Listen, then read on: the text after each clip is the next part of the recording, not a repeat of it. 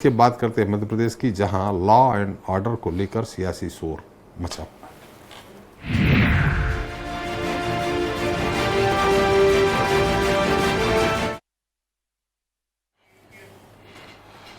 तो मध्य प्रदेश की कानून व्यवस्था एक बार फिर चर्चा में है।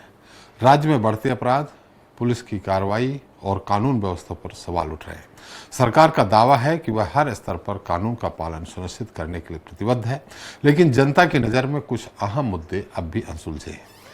इस मुद्दे पर विपक्ष सरकार को सदन में घेरने की पूरी कोशिश कर रहा है। प्रदेश में सत्तारूढ़ बीजेपी शासन के खिलाफ कांग्रेस को नया और बड़ा मुद्दा मिल गया है। विशेषकर मऊगंज में एक पुलिस अधिकारी की हत्या और छतरपुर में एक पुलिस अधिकारी की आत्महत्या के मामले ने कांग्रेस को कानून व्यवस्था के मुद्दे पर सरकार को घेरने का मौका दे दिया है। कांग्रेस इस मौके को किसी भी तरह हाथ से नहीं जाने देना चाह रही है और इसे जन मुद्दा बनाने की कोशिश जुटी है। इसीलिए यह मुद्दे सदन में जोर शोर से उठने के साथ ही कांग्रेस सड़क पर भी सरकार को घेरने की कोशिश कर रही है। आज इस पर चर्चा करेंगे, लेकिन देख लेते। मध्य प्रदेश विधानसभा बजट सत्र में पहली बार पूर्व मुख्यमंत्री कमलनाथ ने मध्य प्रदेश में बिगड़ते कानून व्यवस्था पर चिंता जताई। उन्होंने मामले को लेकर पहले सोशल मीडिया पर पोस्ट किया। इसके बाद विधान सत्र के दौरान सदन के बाहर पत्रकारों से चर्चा भी की। कमलनाथ ने कहा कि मध्य प्रदेश कानून अव्यवस्था की राजधानी बनता जा रहा है। मध्य प्रदेश भ्रष्टाचार की राजधानी बनता जा रहा है। पूरा देश आज मध्य प्रदेश की तरफ देख रहा है और ये हालात है।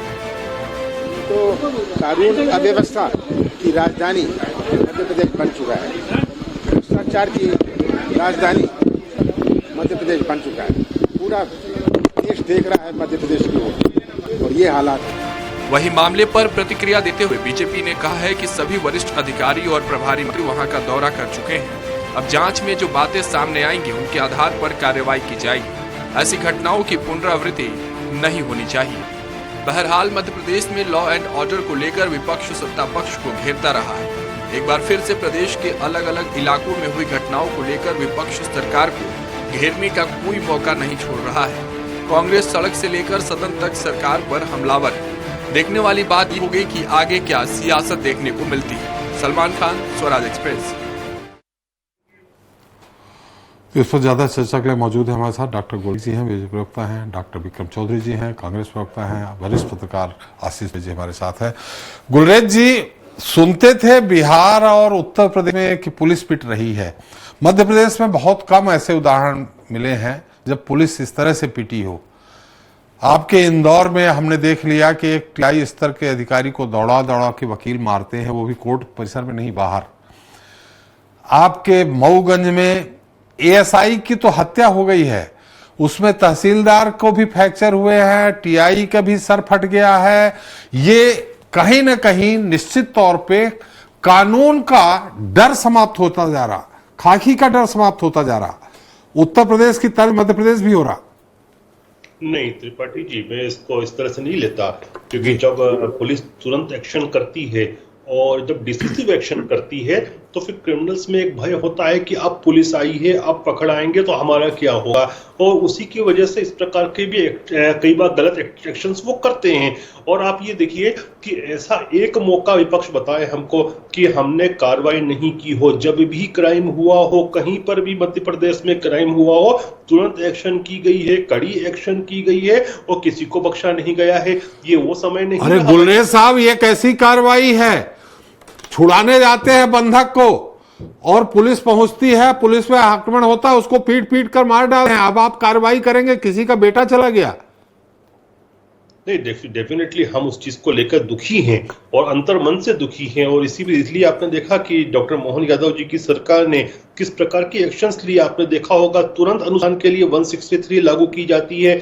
आपने ये भी देखा होगा कि कितनी जल्दी जो मुजरिम हैं उनमें से 6-7 को तो अभी गिरफ्तार कर दिया गया है। जो हमारा सैनिक था, जो हमारा सिपाही था एसआई, उसको शहीद का दर्जा दिया है। उनको जो वित्तीय सहायता देना चाहिए परिवार को, वो भी की है। क्योंकि ये लोग जो है ना, वो कानून का इकबाल रखते हैं। और जब कानून का इकबाल रखते हैं, जब पुलिस जाती है और बिना साठ गांठ के जाती है, एक जमाना कांग्रेस का ये हुआ करता लगता था कि जब पुलिस का अपराधियों के साथ साठगांठ हुआ करती थी तो वो अपराधी अपना अपराध करते थे, पुलिस आती थी, जिसको करना था छोटी मोटी धाराएं लगा के उसको सलटा दिया जाता था।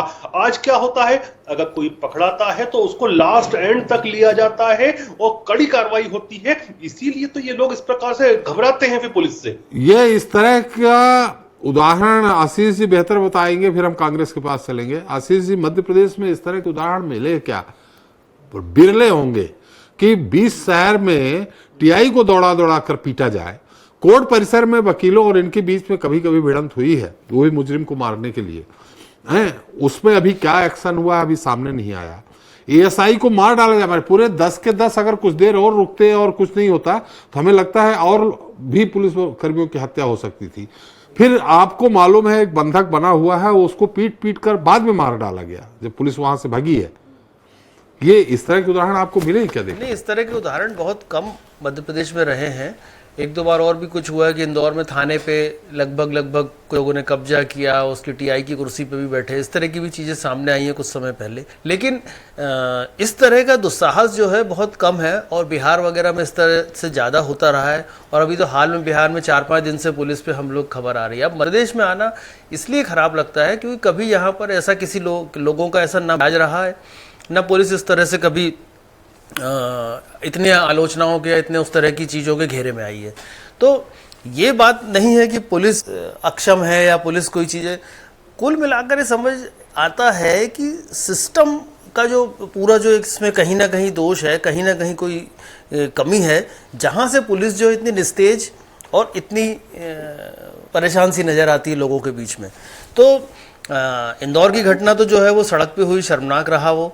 और मऊगंज में जो कुछ हुआ वो भी बहुत अलार्मिंग है और वो देखा जाना चाहिए। मऊगंज में तो पहली बार ही ऐसा हुआ उस बेल्ट में, उस जगह पर, कि जहाँ पर आदिवासी जो हैं वो इतने मुखर हुए, इतने आक्रोशित हुए। उन्होंने गलती करी, उसको तो माफ़ नहीं किया जा सकता, उसको सही भी नहीं ठहराया जा सकता। लेकिन वो मुखर क्यों हुए, इतने आक्रोशित क्यों हुए, इसकी वजह में जाना चाहिए, बजाय कि इसके कि पुलिस पे हमला हो गया और ऐसा हो गया और सारी चीज़ें। ये पिछले शासन में भी ये होता था, ये ठीक नहीं। वो जो कुछ हुआ तत्काल रूप से वो बहुत महत्वपूर्ण है कि एक ऐसा वर्ग और ऐसे क्षेत्र में जहाँ पर उसकी जो दूसरा वर्ग है वो ज़्यादा हावी या ज़्यादा प्रभावी माना जाता है, वहाँ पर उन लोगों का मुखर होना, लगभग 500-700 आदिवासियों को इकट्ठा होना, पुलिस के अफसरों पे हमला करना, ये कहीं ना कहीं बताता है कि उनके मन में कोई फांस थी या पुलिस को लेके उनके मन में कोई नाराज़गी थी। जैसा सामने आया कि उनके समाज का कोई व्यक्ति मारा गया था और उसकी वो रिपोर्ट कराना चाह रहे थे और शायद पुलिस उनकी सुन नहीं रही थी। सारी चीजें तो जांच का बता रही थी। हाँ, सारी चीजें तो जांच में सामने आ जाएंगी। लेकिन जो अपराध जिन्होंने किया वो तो गलत है, उनको सजा मिलेगी ही निश्चित तौर पर। लेकिन वो क्यों किया, इसकी जड़ में सरकार को जाना चाहिए। ये देखना चाहिए कि ये असहज स्थिति या अनरेस्ट उनके मन में कैसे आ गया। ये चीज़ यहाँ पर होगी तो सिस्टम यहाँ से मुझे लगता है सुधरने की शुरुआत होगी। और दूसरी बात देखिए, उस जगह पर ये भी बताते हैं कि 2 महीने से 3 महीने से आईजी का पद खाली है, वहाँ आईजी नहीं है, वहाँ डीआईजी को आईजी का चार्ज दिया हुआ है और भी कुछ चीज़ें हैं। तो कानून व्यवस्था, पुलिस की जो पूरी टीम जो है वहाँ पर जिस स्थिति में भी गई हो, लेट गई हो, कुछ भी गई हो, लेकिन का पद से कोई लेना, वहाँ तो जिला बन गया है। हाँ, वो जिला बन गया है, लेकिन उस रेंज का मैंने बात की कि वहाँ पर इस तरह की स्थितियाँ रहीं। लेकिन ये एक समग्र स्थिति बता रहा हूँ मैं। लेकिन जो पर्टिकुलर स्थिति है वो गलत जरूर है, लेकिन उसके कारण वो मांग करती है कि उसके कारण सामने आ जाएं ताकि भविष्य में इस तरह की चीज़ें ना हो। और दूसरी बात ये है कि सरकार को थोड़ा सा चाहिए कि मतलब एक इकबाल जिसको बुलंद रखने की बात होती है वो तभी बुलंद होता है जब बहुत प्रभावी कार्रवाई हो जाती है। और वो कार्रवाई सिर्फ इसलिए नहीं कि अपराधी पे हो जाए, उसके कारणों पर भी अगर काम हो, पड़ताल हो, तो वो ज़्यादा एक समग्र कहलाएगी। जी, कांग्रेस प्रवक्ता हमारे साथ हैं डॉक्टर विक्रम चौधरी जी। चौधरी जी, देखिए, ये इसमें सरकार क्या कर सकती है? सदन में आप मुद्दा उठा रहे हैं, ठीक है, विपक्ष का काम है। आपके कमलनाथ जी कहे हैं कि अपराधियों की राजधानी बनता जा रहा, व्यवस्थाओं की राजधानी बनता जा रहा। ये सतत एक पुलिस का और जो अपराधी है उनके बीच की एक प्रक्रिया है। अगर कोई घटना घट जाती है जिसमें सरकार ने थोड़ी कहा है कि मऊगंज में कि आप पुलिस पर हमला कर दो, तो फिर जिम्मेदारी किसकी तय करेंगे? सर कुछ नहीं कर सकते तो इस्तीफा दे। हम बहुत दिनों से क्या मांग कर रहे हैं? हम यही मांग कर रहे हैं कि आपके पास मध्य प्रदेश में एक स्वतंत्र गृह मंत्री नहीं है। मोहन यादव जो हैं कि एक सर्वाधिक असफल और अयोग्य मुख्यमंत्री हैं, और गृह मंत्रालय उनसे संभला नहीं जा रहा। महू, आप सुन लो, मेरी बात सुन लो, आप मेरी बात सुन लो। महू में दंगे से लेके महू में गृह विभाग मुख्यमंत्री रखते क्यों रखे? मुख्यमंत्री गृह विभाग क्यों रखे? ये आप तय थोड़ी करेंगे। नहीं ठीक है, हम तय नहीं करेंगे तो कौन करेगा भाई? विपक्ष की भी तो एक आवाज है। मेरा ये कहना है कि महू में दंगे हुए और आग पहुंची बलवा होका महूगंज में। आप ये गुलरेज जी कह रहे थे कि पहले पुलिस की सांठगांठ होती, तो पुलिस की सांठगांठ तो हो रही नरेला विधानसभा में, जहां गौरव रघुवंशी जो है पैसे लेते हुए पकड़ाया जाता है, फिर उसको किसके कहने पे एक निजी अस्पताल में भर्ती किया जाता है और फिर वो निजी अस्पताल से वो फरार हो जाता है। तो यहाँ क्या आप ये पुलिस का फेलियर है? नहीं, पुलिस का फेलियर कतई नहीं है, ये पूरा का पूरा सर का फेलियर है। जैसे कि आपने भी अपने प्रारंभिक उद्बोधन में कहा है कि ये पूरा पुलिस का फेलियर नहीं, ये सिस्टम का फेलियर है। देखिए का इकबाल कब बुलंद होता है? पुलिस का इकबाल तब बुलंद होता है जब उसको एक ईमानदार और सशक्त नेतृत्व मिलता है। लेकिन हमारे मुख्यमंत्री ऐसे हैं कि उनकी गरिमा ये हो गई है कि अभी राजगढ़ में एक जिला पंचायत अध्यक्ष ने उनको टोका कि भैया आप मुख्यमंत्री हो, क्या बोल रहे हो, क्या आपको बोलना चाहिए, इसकी आपको भान होना चाहिए। मेरा कहने का आशय है, कांग्रेस पार्टी का कहने का आशय ये है चौधरी साहब, हमारा सवाल इस बात का है कंप्लीट सिस्टम फेलियर, हम स्टेट फेलियर का अनुभव कर रहे हैं। गुलरेज साहब आपके पास आएंगे, अपनी बात रख लीजिएगा, दोनों लोग बात बताइए कि अभी मध्य प्रदेश विक्रम साहब, सरकार आपकी भी रही है, नन के साथ बलात्कार कांड हो जाता है, 6-6, 8-8, 82 नन के साथ बलात्कार करते हैं, आपकी सरकार में, कांग्रेस सरकार में हुआ। तो अपराधी होता है, हमारा ये कहने का मतलब होता है। लेकिन हमारे कार्यकाल में ये घटनाएं अपवाद के स्वरूप होती हैं। यहाँ पूरा का पूरा ये आदिवासियों के आक्रोश का एक मामला नहीं है।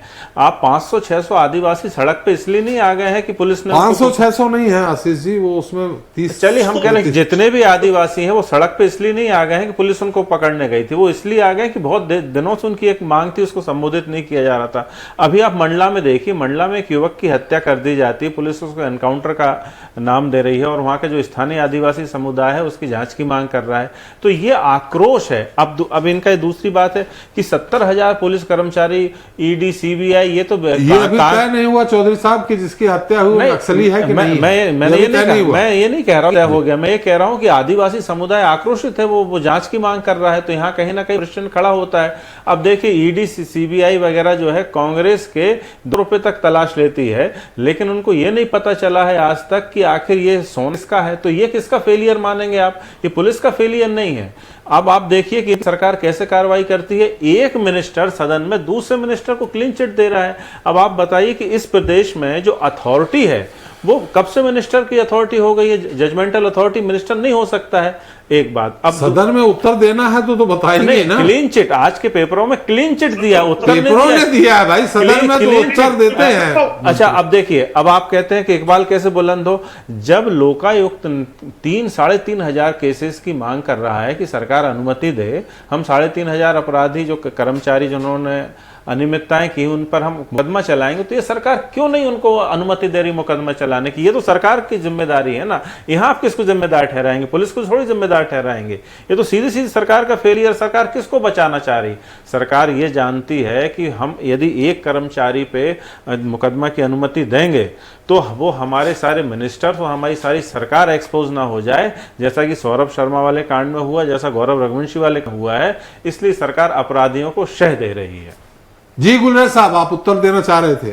देखिए, कुछ तो भी बोलना, मुंह चला के निकल जाना, ये तो आसान काम होता है। लेकिन अब आपसे सरकार चलाते नहीं बन रही, हमसे कह रहे मुंह चला रहे हैं आप। गजब की बात। आपसे ना सरकार चली थी ना आपसे सही मुंह चल रहा है। तभी तो कमलनाथ बनता है आदमी कि कहीं का नहीं बचता, अपना खुद का जो गढ़ था वो भी गड़बड़ हो जाता है। ये किस तरफ जा रहे हैं गुलरेज साहब? आप तर्कसंगत बात करिए, तर्कसंगत नहीं। चुनाव हारना आपको अपराध करने की दे देता है क्या? आपने बीच में इंटरप्ट किया, इसलिए मैंने उसे जब आप इंटरप्ट करोगे तो आपको उत्तर ऐसा ही मिलेगा मेरी तरफ से भी। लेकिन तो ये आप किसको उत्तर दे रहे हैं? आप जनता को भी तो उत्तर दीजिए। कि चुनाव जीतने से आप अपराध करने का आपको फ्री हैंड मिल जाता है क्या? जनता ये देख रही है कि डॉक्टर मोहन यादव जी की सरकार किस प्रकार से काम की और जनता का हित साध रही है।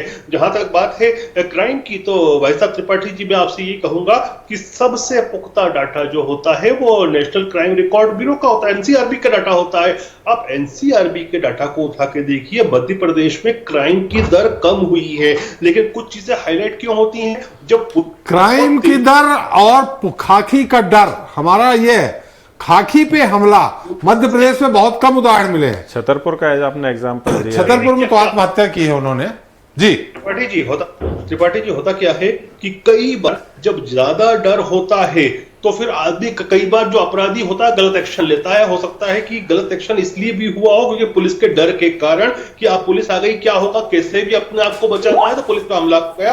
लेकिन उस चीज की तहकीकात चल रही है अभी। लेकिन एनसीआरबी का डाटा तो बड़ा स्पष्ट बोलते हैं कि मध्य प्रदेश जो है क्राइम में नीचे जा रहा है। हाँ, तो कब से क्राइम में नीचे जा? 20 साल से आपकी सरकार है, पिछले साल से कम हुआ है कि उसके पिछले साल से कम हुआ है? एक मिनट थोड़ा सा रुक लीजिए, चौधरी साहब आपके पास आएंगे फिर आप सवाल कर लीजिएगा। और जीपीएस वाले वाहनों को लाने का काम किया ताकि के पास तुरंत पुलिस पहुंच जाए, वो हमने करके दिखाया है। वो कांग्रेस बात कर रही है ये। अरे भैया, जिसका नेता प्रतिपक्ष के ऊपर गंभीर आरोप है हत्या के अपनी गर्लफ्रेंड की, वो बातें कर रहे हैं। जिसका जो नेता उप प्रतिपक्ष उसका लेना देना गुलरेज साहब यहाँ नहीं है, सरकार आपकी है। पुलिस इंदौर की घटना के बारे में क्या कहेंगे आप? इंदौर की घटना के बारे में उसकी बीवी ने आरोप लगाया है सर्वोच्च। अरे भाई, उनका सुप्रीम कोर्ट पत्नी और उनका आरोप लगाया है, सिद्ध नहीं हुआ। इंदौर की घटना जो सामने दिख रही है उसके बारे में क्या कहेंगे? जहां तक देखिए कार्रवाई सबके ऊपर, एक चीज जो सिद्ध होती है वो 100% सिद्ध हो रही है, वो यह है कि एक भी अपराध ऐसा मध्य प्रदेश में नहीं गया कि मोहन यादव जी की सरकार ने तुरंत कार्रवाई नहीं की हो, निर्णायक कार्रवाई नहीं की हो। चाहे कार्रवाई में बुलडोजर चले हो, चाहे जेल की सलाखों के पीछे डाला गया हो, ये सब हमने करके दिखाया। साहब, मैं इंदौर की बात कर रहा हूं। इंदौर में कितने अपराधी पकड़ लिए? सर, इंदौर हुआ, मंदसौर हुआ या कहीं रीवा हुआ, हर जगह पर तुरंत कार्रवाई हो रही है। कहीं पर ठीक है जांच चल रही है, 2-4 दिन में उसमें भी कार्रवाई दिखेगी आपको। चलिए चौधरी साहब, ये इनका कहना है। चौधरी साहब, आपसे कुछ सवाल करना चाहते हैं। क्राइम डाटा जो है 20 साल से आपकी सरकार है। गुलरेज साहब सुन लीजिए गुलरेज साहब, फिर आपके पास आ हुआ है पिछले साल। गुलरेज साहब सुन लीजिए, पोजीशन बना के रखोगे। जो लोग रेप के आरोप से निकले हैं, मॉरल नहीं, एक तरफ आप कह रहे जांच चल रही, जब हमारे मामले में जांच चल रही तो उसके बारे में आप। अरे गुलरेज साहब, एक मिनट भाई, अब इंटरप्ट करेंगे तो फिर आप भी इंटरप्ट कर रहे हैं। अब उनका सवाल है, आपने अभी तक कहा, अब उनकी बात करने दीजिए, फिर हम आपसे उत्तर ले लेंगे। भाई ये कह रहे हैं कि यदि क्राइम रिकॉर्ड कम हुआ है तो कब, किस साल का कम हुआ है? पिछले साल से कम हुआ है, पिछले साल भी इनकी सरकार है, पिछले 20 साल से इनकी सरकार है, तो क्राइम रिकॉर्ड कब से कम हुआ है? एक बात। दूसरी बात यह कि इंदौर में एक आदिवासी एएसआई को कुछ मंचलों ने मारा, इसके बाद पुलिस ने उनकी परेड निकाल दी, वो तो ठीक है, हम स्वागत करते हैं उसका। लेकिन आखिर ये आपकी जो बात मैं फिर से कह रहा हूं कि पुलिस का जो खाकी का डर है वो कहां चला गया? आखिर खाकी पे कौन कब्जा लगा के बैठा है? देखिए, हम शुरू से कह रहे हैं कि एक एक थाने की जो पोस्टिंग करता है वो विधायक करता है, भाजपा का नेता करता है। एसपी के पद यहां बिक रहे हैं, कलेक्टर के पद यहां बिक रहे हैं। यही कारण है कि ये जो आप दुर्गति देख रहे हैं, ये जो दुर्गति देखिए, यदि भ्रष्टाचार इस हद तक नहीं होता तो ये दुर्गति नहीं होती है। पुलिसिंग हमने भी देखी है, पुलिसिंग हमने भी की है, लेकिन पुलिस का इतना नहीं आरोप नहीं। आखिर क्या है, वजह क्या है कि गौरव रघुवंशी को किसने 10 साल लगातार अशोक गार्डन थाने में पोस्ट करवा किसने रखा था? बताइए। गुलरेज साहब, इनकी बात खत्म हो जाए, मैं आप ही के पास, आप धारा प्रवाह सबका उत्तर दे दीजिएगा। थोड़ी सी बात ये देखिए, विपक्ष आरोप लगाएंगे। गौरव रघुवंशी को 10 साल लगातार अशोका गार्डन थाने में किसने जबकि उसकी पत्नी ने उस पर उत्पीड़न के आरोप लगाए हैं। मैं फिर से ये कह रहा हूं कि पुलिस की मामले में सरकार और खासकर भाजपाइयों की दखलंदाजी इस कदर हो चुकी है कि पुलिस ने अपना स्वतंत्र चरित्र खो दिया है। एक बेल्ट फोर्स का चरित्र रहता है, जैसे कि बता रहे थे कि आईजी नहीं है, ये रिस्पॉन्सिबल विधायक को है, रिस्पॉन्सिबल मंत्री को है, ये अपने अधिकारियों को रिस्पॉन्सिबल नहीं है। इसी कारण ये सब जो मचा हुआ है कि दंगे हो रहे हैं। अब आप मुझे बताइए, दंगे हुए, आप गुलरेज जी से पूछिए कि दंगे हुए, इतनी बड़ी घटना हुई, किस पे जिम्मेदारी तय की गई? कितने ट्रांसफर हुए वहां, किसको हटाया गया, क्या हुआ? बताइए। कहां के दंगे की बात कर रहे हैं? महू का जो दंगा हुआ उसकी क्या, किसकी जिम्मेदारी तय की गई?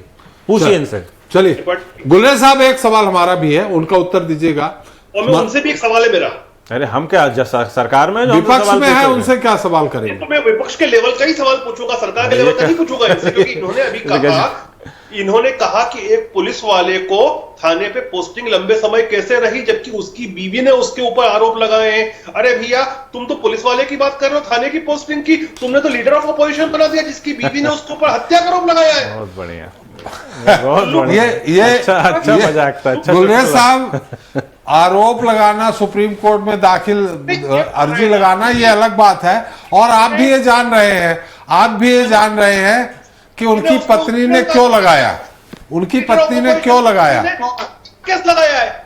अरे उनकी पत्नी ने, मैं तो आपसे पूछ रहा हूं सवाल गुलरेज साहब, कि आपके मऊगंज में विधायक प्रदीप पटेल हैं भारतीय जनता पार्टी के। आज से 3 महीने पहले का उनका स्टेटमेंट देख लीजिए, 3 महीने पहले दिया, कि उन्होंने कहा कि खुलेआम यहां नशीली दवाएं बिक रही हैं, खुलेआम शराब बिक रहे हैं, जिसके कारण लोग अपराध की तरफ जा रहे हैं। ये प्रदीप पटेल ने चेताया था मऊगंज में 3 महीने पहले। देखिए, बीच में एक बात आपको भी मालूम होगी कि कुछ समय पहले 5,000 करोड़ की ड्रग्स पकड़ाई थी दिल्ली में, और कांग्रेस आरटीआई सेल का राष्ट्रीय अध्यक्ष जो था या राष्ट्रीय पदाधिकारी जो था, वो उसमें अभियुक्त था। तो दूसरे राज्यों से सीपेज हुआ था उस समय 3-4 महीने पहले, जिसको आप कंट्रोल कर लिया गया है। हुआ था सीपेज। कोई बॉर्डर्स जो हैं, ये कोई हिंदुस्तान पाकिस्तान जैसी बॉर्डर नहीं है। आपके भोपाल में एमडी ड्रग्स 4,000 करोड़ के लगभग पकड़ाई है। पकड़ा ना, हमने ही पकड़ा। तो दिल्ली में भी पकड़ा। तो आपने पकड़ा, तो स्थापित किसने किया था? अरे भैया, हमने पकड़ा, हमने हमने स्थापित किया था। बोल दो सच्चाई। हमने एक्सपोज किया भाई साहब, पकड़ के। वो स्थापित कैसे हो गया अपने आप? और कहते हैं कि अगर क्राइम कहीं पे भी हो तो no tolerance, 0 tolerance for crime. भाई वो फैक्ट्री पकड़ाई गई थी, कोई 100-200 ग्राम नहीं पकड़ाया गया था। फैक्ट्री अपने आप स्थापित हो गई बिना सरकार को। बहुत दूर दूर बैठे हो, एक दूसरे की आवाज अगर ऐसे बोलोगे तो एक दूसरे की आवाज नहीं जा पाएगी। ना गुलरेज साहब की आप सुन पाएंगे, ना आपकी गुलरेज साहब सुन पाएंगे। इसलिए मैं बार बार इंटरप्ट कर, आप अपनी बात रख दीजिए, पॉइंट के साथ रख दीजिए, उत्तर मिल जाएगा। वो अपनी रख दे, आप उत्तर दे दीजिएगा। उत्तर कहाँ दे रहे हैं जी? आपने प्रदीप पटेल की बात कही, इन्हीं के विधायक का जवाब क्यों नहीं दिया इन्होंने? बताइए आप। प्रदीप पटेल की कहाँ बात की आपने? मैं उसी पे बोला हूं, आपका कान थोड़ा सा क्लियर करो सर। मैंने यही कहा था कि आज से कुछ महीनों पहले, 4-6 महीने पहले कुछ सीपेज हो रहा था आसपास के राज्यों से। फेलियर था। फिर भी इसमें बोल रहे हैं कांग्रेस का पदाधिकारी पकड़ा, आमने सामने थोड़ी बैठे हो आप लोग। अब हमने उसके ऊपर हमने, इसको कहते हैं अंग्रेजी में crack the whip. Madhya Pradesh की सरकार ने क्रैक द व्हिप किया, और आज मध्य प्रदेश में ये समस्या नहीं है। तो ये कांस्टेंट प्रक्रिया होती है लॉ एंड ऑर्डर को मेंटेन करने की, वो हम कर रहे हैं। चलिए आशीष जी, इस तरह की इंदौर वाली भी घटना आप क्या समझ रहे हैं? अगर सड़क पे 3 स्टार ने टीआई को दौड़ा के मारा जाए, असहाय हो जाए, ये किस ओर इशारा कर रहा है? देखिए, इंदौर के तेवर पिछले कई समय से, लंबे समय से कुछ अलग किस्म के हैं, और ख़ास तौर पे भाजपा के शासन में इस तरह की चीज़ें वहाँ पे हुई। और वो चूँकि वहाँ गढ़ है, वहाँ पे कार्यकर्ताओं में मुझे लगता है काफ़ी विश्वास है और उस तरह की चीज़ें हैं। लेकिन यहाँ पे मसला अलग है। यहाँ वकीलों का और पुलिस का जो एक किस्म में टकराव रहा। वकील हो गए तो अपराध करने की लेकिन जिस तरह का, मतलब इसको तो यही कहा जाएगा कि इसको दुस्साहसी कहा जा सकता है कि इस तरह से किया जाना। और वो लोग जो दोनों ही कानून के पक्षधर किस्म के लोग होते हैं, तो इस तरह की चीज़ें जो है ये अति की तरफ इशारा करती हैं। और ख़ास तौर पे इससे पुलिस का जो मनोबल है वो टूटता है। और इस पर चलिए वो घटनाक्रम हो गया, उसके बाद तत्काल एक्शन होता, बड़ा एक्शन होता, बहुत बड़ा एक्शन होता, तो भी उसमें पुलिस का मनोबल बनता, कोई चीज़ें होती। तो ये ऐसा नहीं है कि कोई पहली बार ऐसा है कि पुलिस पर राजनीतिक दबाव होता है या कोई प्रेशर बनाया जाता है। ये हमेशा से होता रहा है। लेकिन ये वो कितना है और कितना पुलिस उसको झेल पा रही है, पहला बात। दूसरी बात, पोस्टिंग और उसकी सारी प्रक्रियाएं क्या हैं, वो किस चैनलों से हो रही हैं, ये दूसरी बात है। ये सारी चीज़ें मिलकर एक ऐसा सीन खड़ा कर देती हैं, कि ऐसी जड़ता खड़ी कर देती हैं जहां पर इस तरह की घटनाएं होने लगती हैं और फिर कुछ होता नहीं है। तो यदि इस पर कुछ हो मैं मानता हूं ये बात बिल्कुल सही है कि मोहन यादव या उनके मंत्री ये नहीं चाहेंगे कि इस तरह की स्थिति बिगड़े और जब हालात खराब हों और ये सब आलोचनाएं हों, लेकिन आलोचना का जवाब भी आलोचना नहीं होता। उन चीज़ों को संभाल लेना चाहिए। और मोहन यादव के पास तो एक नई स्लेट है, वो कोरी स्लेट है। वो चाहे तो नए एग्जाम्पल लिख सकते हैं, सारी चीजें नई कर सकते हैं और उम्मीद भी की जा सकती है। चूंकि गृह विभाग उन्होंने अपने पास रखा है, कई बार ये सवाल उठे कि उन्होंने क्यों रखा, किसी और को दे सकते हैं, लेकिन उन्होंने अपने पास रखा है तो हो सकता है कुछ नए प्रयोग हो, कुछ नई चीज हो, कोई नया बदलाव हो जाए। लेकिन जितनी जल्दी हो जाए उतना अच्छा है। पुलिस को अधिकार देने का हालांकि दूसरा पक्ष भी, ये मतलब भी नहीं है कि पुलिस आम जनता पर टूट पड़े। तो वो जो बैलेंस होना चाहिए वो बैलेंस रखते हुए, और आम जनता या लोग अपराधी बन के पुलिस पर पड़े, ये स्थिति भी ना हो। तो ऐसा कोई मैकेनिज्म, अब चूंकि उन्होंने अपने हिसाब से जमावट भी कर ली है, मुख्यमंत्री ने, डीजीपी भी नए आ गए हैं और सारी चीजें नई हो गई हैं, चीफ सेक्रेटरी भी नए हैं, तो प्रशासन पूरी तरह से अब उनके हिसाब से, उनके जमावट से चल रहा है। तो यदि वो इन चीज़ों को संभाल लेंगे तो ज़्यादा बेहतर है। और मुझे नहीं लगता कि पुरानी चीज़ों की तुलना करके नए अपराध को ये बताना कि ऐसा होता रहा है, मुझे इसलिए नहीं अच्छा लगता, क्योंकि जो पुरानों के समय जो हुआ उनकी भी चीज़ें सामने हैं कि अब वो सत्ता में नहीं आ पा रहे हैं। तो बहुत सारी चीज़ें हैं, जो नया है उस पर बात हो और उस पर तुरंत एक्शन हो, और वो एक्शन ऐसा हो कि जनता तक चला जाए कि हाँ कुछ हो गया है। तो फोर्स का मनोबल ना टूटे, प्रशासन का मनोबल ना टूटे, ये जतन अगर सरकार कर लेगी तो ना मऊगंज होगा ना इंदौर होगा। चलिए, हमारा समय भी समाप्त हो गया। गुलरेज साहब बहुत बहुत धन्यवाद आपका, चौधरी जी आपका बहुत बहुत धन्यवाद, आशीष जी आपका हमारे साथ चर्चा में शरीक होने के लिए और अपना समय देने के लिए। तो तस्वीर एकदम साफ है, लॉ एंड ऑर्डर के मुद्दे पर सियासी शोर कुछ ज्यादा ही हो रहा है। विपक्ष में बैठी कांग्रेस को अपनी सियासत चमकाने का सही मौका मिला है। सिर्फ कानून व्यवस्था ही वह मुद्दा होता है जिस पर किसी भी सरकार को घेरा जा सकता है। बड़े प्रदेश में होने वाली कुछ घटनाओं को लेकर अगर सरकार के खिलाफ माहौल बना दे तो स्वाभाविक रूप से मुद्दा बड़ा बन जाता है। मध्य प्रदेश में कानून व्यवस्था का मुद्दा कुछ ऐसा ही हो गया है। जनता के जवाब में तही। नमस्कार।